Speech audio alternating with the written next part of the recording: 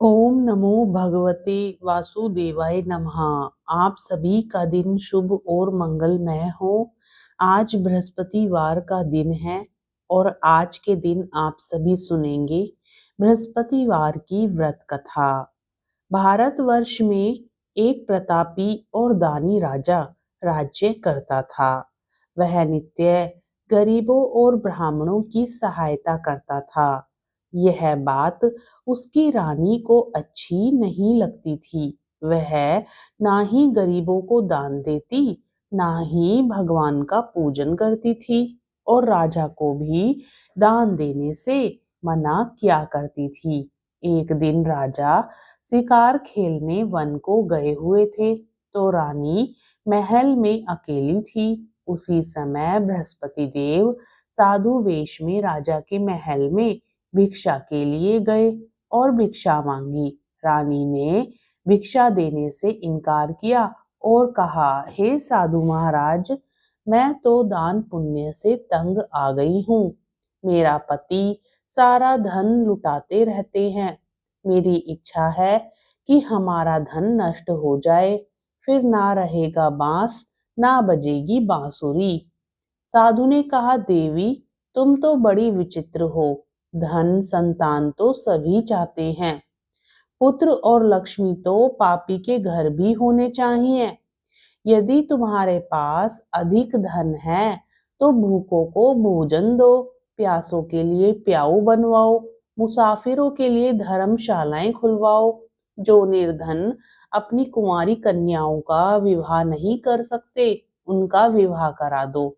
ऐसे और कई काम हैं जिनके करने से तुम्हारा यश लोक परलोक में फैलेगा।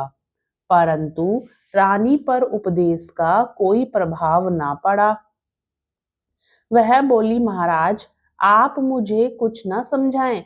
मैं ऐसा धन नहीं चाहती जो हर जगह बांटती फिरूं। साधु ने उत्तर दिया, यदि तुम्हारी ऐसी इच्छा है तो तथास्तु। तुम ऐसा करना कि बृहस्पतिवार को घर लीपकर पीली मिट्टी से अपना सिर धोकर स्नान करना, भट्टी चढ़ाकर कपड़े धोना। ऐसा करने से आपका सारा धन नष्ट हो जाएगा। इतना कहकर वह साधु महाराज वहां से आलोप हो गए। साधु के अनुसार कही बातों को पूरा करते हुए रानी को केवल 3 बृहस्पतिवार ही बीते थे कि उसकी समस्त धन संपत्ति नष्ट हो गई। भोजन के लिए राजा का परिवार तरसने लगा। तब एक दिन राजा ने रानी से बोला कि हे रानी, तुम यहीं रहो, मैं दूसरे देश को जाता हूँ, क्योंकि यहाँ पर सभी लोग मुझे जानते हैं। इसलिए मैं कोई छोटा कार्य नहीं कर सकता। ऐसा कहकर राजा प्रदेश चला गया। वहां वह जंगल से लकड़ी काट कर लाता और शहर में बेचता। इस तरह वह अपना जीवन व्यतीत करने लगा। इधर राजा के परदेश जाते ही रानी और दासी दुखी रहने लगी। एक बार जब रानी और दासी को 7 दिन तक बिना भोजन के रहना पड़ा, तो रानी ने अपनी दासी से कहा, हे दासी, पास ही के नगर में मेरी बहन रहती है। वह बड़ी धनवान है। तू उसके पास जा और कुछ ले आ, ताकि थोड़ी बहुत गुजर बसर हो जाए। दासी रानी की बहन के पास गई। उस दिन गुरुवार था और रानी की बहन उस समय बृहस्पतिवार व्रत की कथा सुन रही थी। दासी ने रानी की बहन को अपनी रानी का संदेश दिया, लेकिन रानी की बड़ी बहन ने कोई उत्तर नहीं दिया। जब दासी को रानी की बहन से कोई उत्तर नहीं मिला, तो वह बहुत दुखी हुई और उसे क्रोध भी आया। दासी ने वापस आकर रानी को सारी बात बता दी। सुनकर रानी ने अपने भाग्य को कोसा। उधर रानी की बहन ने सोचा कि मेरी बहन की दासी आई थी, परंतु मैं उससे नहीं बोली, इससे वह बहुत दुखी हुई होगी। कथा सुनकर और पूजन समाप्त करके वह अपनी बहन के घर आई और कहने लगी, हे बहन, मैं बृहस्पतिवार का व्रत कर रही थी। तुम्हारी दासी मेरे घर आई थी, परंतु जब तक कथा होती है तब तक ना तो उठते हैं और ना ही बोलते हैं, इसलिए मैं नहीं बोली। कहो दासी, क्यों गई थी? रानी बोली, बहन तुमसे क्या छिपाऊं, हमारे घर में खाने तक को अनाज नहीं था। ऐसा कहते कहते रानी की आंखें भर आई। उसने दासी समेत पिछले 7 दिनों से भूखे रहने तक की बात अपनी बहन को विस्तार पूर्वक सुना दी।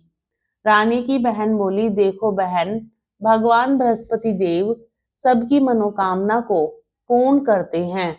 देखो शायद तुम्हारे घर में अनाज रखा हो।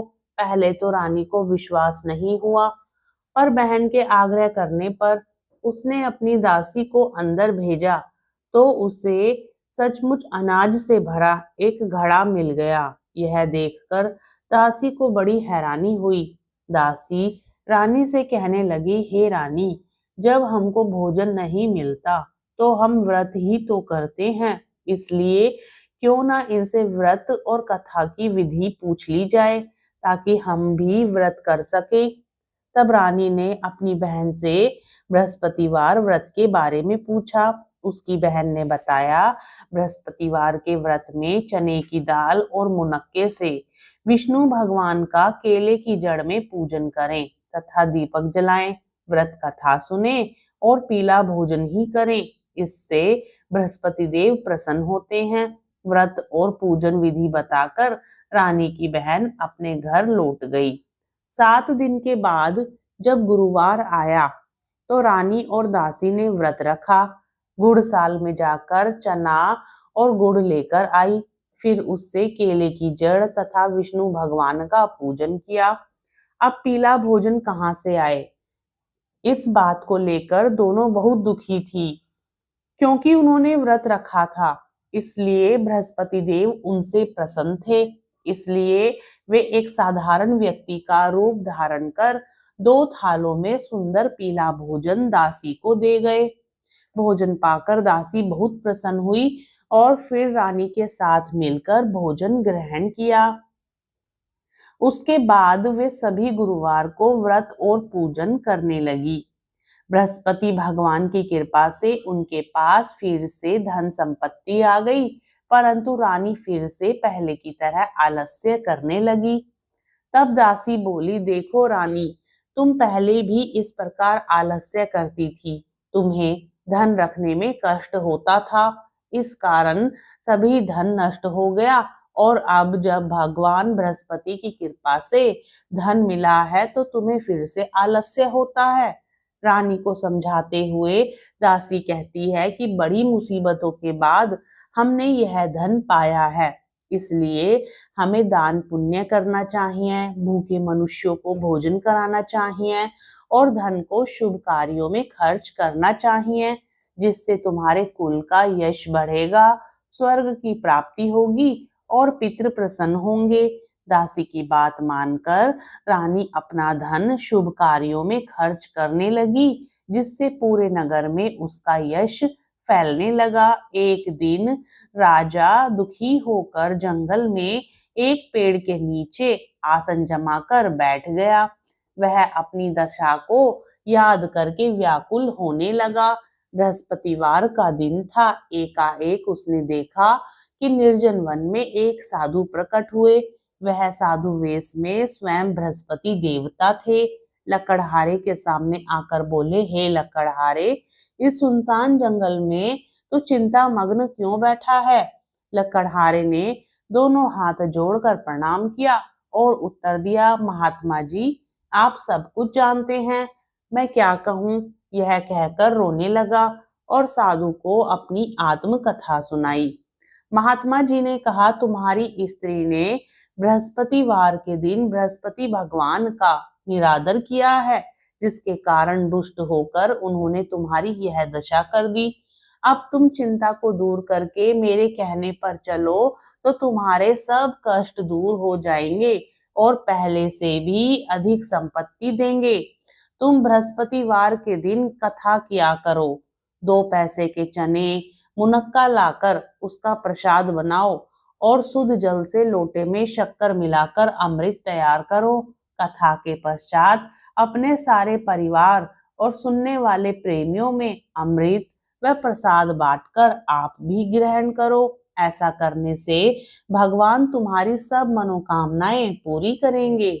साधु के ऐसे वचन सुनकर लकड़हारा बोला, हे प्रभु, मुझे लकड़ी बेचकर इतना पैसा नहीं मिलता जिससे भोजन के उपरांत कुछ बचा सकूं। मैंने रात्रि में अपनी स्त्री को व्याकुल देखा है। मेरे पास कुछ भी नहीं जिससे मैं उसकी खबर मंगा सकूं। साधु ने कहा, हे लकड़हारे, तुम किसी बात की चिंता मत करो। बृहस्पतिवार के दिन तुम रोजाना की तरह लकड़ियां लेकर शहर को जाओ। तुमको रोज से 2 गुना धन प्राप्त होगा, जिससे तुम भली भांति भोजन कर लोगे तथा बृहस्पति देव की पूजा का सामान भी आ जाएगा। इतना कहकर साधु अंतर ध्यान हो गए। धीरे धीरे समय व्यतीत होने पर फिर वही बृहस्पतिवार का दिन आया। लकड़हारा जंगल से लकड़ी काटकर किसी शहर में बेचने गया। उसे उस दिन और दिन से अधिक पैसा मिला। राजा ने चना, गुड़ आदि लाकर गुरुवार का व्रत किया। उस दिन से उसके सभी कलेश दूर हो गए। परंतु जब दोबारा गुरुवार का दिन आया तो बृहस्पतिवार का व्रत करना भूल गया। इस कारण बृहस्पति भगवान नाराज हो गए। उस दिन उस नगर के राजा ने विशाल यज्ञ का आयोजन किया तथा शहर में यह घोषणा करा दी कि कोई भी मनुष्य अपने घर में भोजन न बनाए, न आग जलाए। समस्त जनता मेरे यहाँ भोजन करने आए। इस आज्ञा को जो नहीं मानेगा उसे फांसी की सजा दी जाएगी। इस तरह की घोषणा संपूर्ण नगर में करवा दी गई। राजा की आज्ञा अनुसार शहर के सभी लोग भोजन करने गए, लेकिन लकड़हारा कुछ देर से पहुंचा, इसलिए राजा उसको अपने साथ घर लिवा ले गए और ले जाकर भोजन करा रहे थे। तो रानी की दृष्टि उस खूंटी पर पड़ी जिस पर उसका हार लटका हुआ था। वह वहां पर दिखाई नहीं दिया। रानी ने निश्चय किया कि मेरा हार इस मनुष्य ने चुरा लिया है। उसी समय सिपाहियों को बुलाकर उसको कारागार में डलवा दिया। जब लकड़हारा कारागार में पड़ गया और बहुत दुखी होकर विचार करने लगा कि ना जाने कौन से पूर्व जन्म के कर्म से मुझे यह दुख प्राप्त हुआ है, और उसी साधु को याद करने लगा जो कि जंगल में मिला था। उसी समय तत्काल बृहस्पति देव साधु के रूप में प्रकट हुए और उसकी दशा को देखकर कहने लगे, अरे मूर्ख, तूने बृहस्पतिवार के दिन कथा नहीं करी, इस कारण तुझे दुख प्राप्त हुआ है। अब चिंता मत कर। बृहस्पतिवार के दिन कारागार के दरवाजे पर 4 पैसे पड़े मिलेंगे। उनसे तू बृहस्पति देव की पूजा करना, तेरे सभी कष्ट दूर हो जाएंगे। बृहस्पति के दिन उसे 4 पैसे मिले। लकड़हारे ने कथा कही। उसी रात्रि को बृहस्पति देव ने उस नगर के राजा को स्वप्न में कहा, हे राजा, तुमने जिस आदमी को कारागार में बंद कर दिया है वह निर्दोष है, वह राजा है, उसे छोड़ देना। रानी का हार उसी खूंटी पर लटका है। अगर तू ऐसा नहीं करेगा तो मैं तेरे धन राज्य को नष्ट कर दूंगा। इस तरह रात्रि के स्वप्न को देखकर राजा प्रातःकाल उठा और खूंटी पर हार देखकर लकड़हारे को बुलाकर क्षमा मांगी तथा लकड़हारे को योग्य सुंदर वस्त्र आभूषण देकर विदा कर दिया। बृहस्पति देव की आज्ञा अनुसार लकड़हारा अपने नगर को चल दिया। राजा जब अपने नगर के निकट पहुंचा तो उसे बड़ा आश्चर्य हुआ। नगर में पहले से अधिक बाग, तालाब, कुएं तथा बहुत सी धर्मशालाएं, मंदिर आदि बन गई। राजा ने पूछा, यह किसका बाग और धर्मशाला है? तब नगर के सब लोग कहने लगे, यह सब रानी और बांदी के हैं। तो राजा को आश्चर्य हुआ और गुस्सा भी आया। जब रानी ने यह खबर सुनी कि राजा आ रहे हैं तो उन्होंने बांदी से कहा कि हे दासी देख, राजा हमको कितनी बुरी हालत में छोड़कर गए थे। हमारी ऐसी हालत देखकर वह लौट न जाए, इसलिए तू दरवाजे पर खड़ी हो जा। आज्ञा अनुसार दासी दरवाजे पर खड़ी हो गई। राजा आए तो उन्हें अपने साथ लिवा लाई। तब राजा ने क्रोध करके अपनी रानी से पूछा कि यह धन तुम्हें कैसे प्राप्त हुआ। तब उन्होंने कहा, हमें यह सब धन बृहस्पति देव के इस व्रत के प्रभाव से प्राप्त हुआ है। राजा ने निश्चय किया कि 7 रोज बाद तो सभी बृहस्पति देव का पूजन करते हैं, परंतु मैं प्रतिदिन दिन में 3 बार कहानी तथा रोज व्रत किया करूंगी। अब हर समय राजा के दुपट्टे में चने की दाल बंधी रहती तथा दिन में 3 बार कहानी कहता। एक रोज राजा ने विचार किया कि चलो अपनी बहन के यहाँ हो आवे। इस तरह निश्चय कर राजा घोड़े पर सवार हो अपनी बहन के यहाँ को चलने लगा। मार्ग में उसने देखा कि कुछ आदमी एक मुर्दे को लिए जा रहे हैं। उन्हें रोककर राजा कहने लगा, अरे भाइयों, मेरी बृहस्पति देव की कथा सुन लो। वे बोले, लो हमारा तो आदमी मर गया है, इसको अपनी कथा की पड़ी है। परंतु कुछ आदमी बोले, अच्छा कहो, हम तुम्हारी कथा भी सुनेंगे। राजा ने दाल निकाली और जब कथा आदि हुई थी कि मुर्दा हिलने लग गया और जब कथा समाप्त हो गई तो राम राम करके मनुष्य उठकर खड़ा हो गया। आगे मार्ग में उसे एक किसान खेत में हल चलाता मिला। राजा ने उसे देख और उससे बोले, अरे भैया, तुम मेरी बृहस्पतिवार की कथा सुन लो। किसान बोला, जब तक मैं तेरी कथा सुनूंगा तब तक 4 हरैया जोत लूंगा। जा अपनी कथा किसी और को सुनाना। इस तरह राजा आगे चलने लगा तो राजा के हटते ही बैल पछाड़ खाकर गिर गए तथा किसान के पेट में बड़ी जोर का दर्द होने लगा। उसी समय उसकी माँ रोटी लेकर आई। उसने जब यह देखा तो अपने पुत्र से सब हाल पूछा और बेटे ने सभी हाल कह दिया। तो बुढ़िया दौड़ी दौड़ी उस घुड़सवार के पास गई और उससे बोली कि मैं तेरी कथा सुनूंगी, तू अपनी कथा मेरे खेत पर चलकर कहना। राजा ने बुढ़िया के खेत पर जाकर कथा कही, जिसके सुनते ही वह बैल उठ खड़े हुए तथा किसान के पेट का दर्द भी बंद हो गया। राजा अपनी बहन के घर पहुंचा। बहन ने भाई की खूब मेहमानी की। दूसरे रोज प्रातःकाल राजा जागा तो वह देखने लगा कि सब लोग भोजन कर रहे हैं। राजा ने अपनी बहन से कहा, ऐसा कोई मनुष्य है जिसने भोजन नहीं किया हो, मेरी बृहस्पतिवार की कथा सुन ले। बहन बोली, हे भैया, यह देश ऐसा ही है कि पहले यहाँ लोग भोजन करते हैं, बाद में अन्य काम करते हैं। अगर कोई पड़ोस में हो तो देख आऊं। वह ऐसा कहकर देखने चली गई, परंतु उसे कोई ऐसा व्यक्ति नहीं मिला जिसने भोजन ना किया हो। अतः वह एक कुम्हार के घर गई, जिसका लड़का बीमार था। उसे मालूम हुआ कि उनके यहाँ 3 रोज से किसी ने भोजन नहीं किया है। रानी ने अपने भाई की कथा सुनने के लिए कुम्हार से कहा। वह तैयार हो गया। राजा ने जाकर बृहस्पतिवार की कथा कही, जिसको सुनकर उसका लड़का ठीक हो गया। अब तो राजा की प्रशंसा होने लगी। एक रोज राजा ने अपनी बहन से कहा कि हे बहन, हम अपने घर को जाएंगे, तुम भी तैयार हो जाओ। राजा की बहन ने अपनी सास से कहा। सास ने कहा, हाँ चली जा, परंतु अपने लड़कों को मत ले जाना, क्योंकि तेरे भाई के कोई औलाद नहीं है। बहन ने अपने भैया से कहा, हे भैया, मैं तो चलूंगी, पर कोई बालक नहीं जाएगा। राजा बोला, जब कोई बालक नहीं चलेगा तब तुम ही क्या करोगी।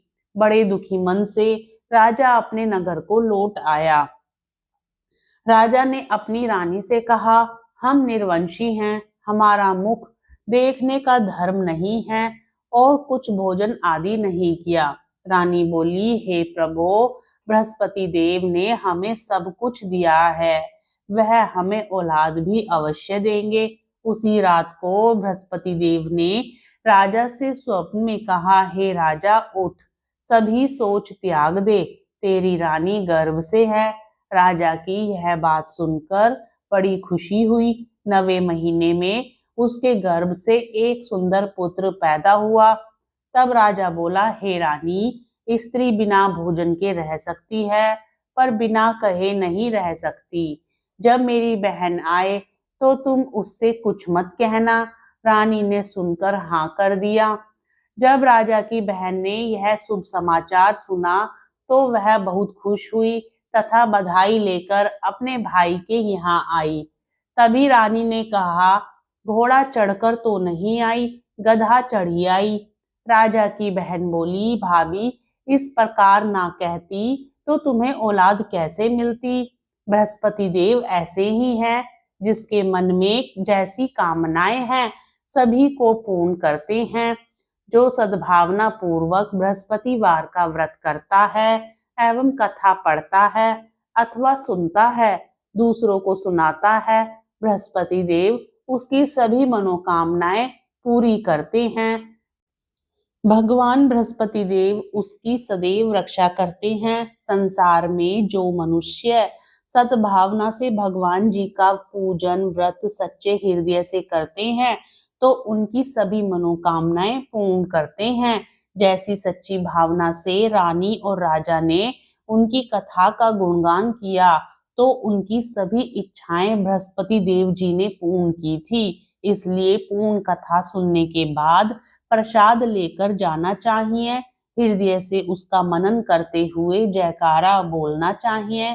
प्रेम से बोलो, बृहस्पति देव भगवान की जय। कथा सुनने के बाद आरती भी जरूर सुननी चाहिए। ओम जय बृहस्पति देवा, ओम जय बृहस्पति देवा, छिन छिन भोग लगाऊं कदली फल मेवा। ओम जय बृहस्पति देवा, तुम पूर्ण परमात्मा, तुम अंतर्यामी, जगत पिता जगदीश्वर, तुम सबके स्वामी। ओम जय बृहस्पति देवा, चरणामृत निज निर्मल, सब पातक हरता, सकल मनोरथ दायक, कृपा करो भरता। ओम जय बृहस्पति देवा, तन मन धन अर्पण कर, जो जन शरण पड़े, प्रभु प्रकट तब होकर आकर द्वार खड़े। ओम जय बृहस्पति देवा, दीन दयाल दयानिधि, भक्तन हितकारी, पाप दोष सब हरता, भव बंधन हारी। ओम जय बृहस्पति देवा, सकल मनोरथ दायक, सब संशय हारो, विषय विकार मिटाओ, संतन सुखकारी।